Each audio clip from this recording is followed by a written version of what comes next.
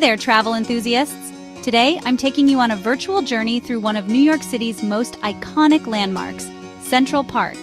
Nestled right in the heart of Manhattan, Central Park stretches from 59th Street all the way to 110th Street, covering a whopping 3.4 square kilometers, 843 acres.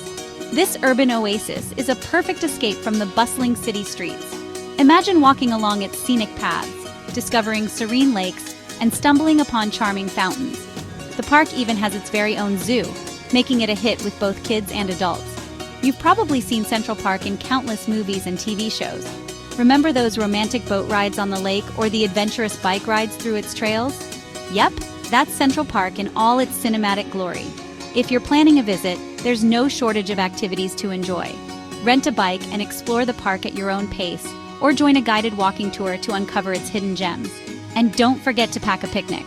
There's nothing quite like lounging on the Great Lawn with the city skyline as your backdrop. So, whether you're a local looking for a quick escape or a tourist eager to soak in the NYC vibe, Central Park is your go-to destination. If you enjoyed this virtual tour, make sure to like and subscribe for more travel inspiration. Thanks for watching and see you in the next adventure.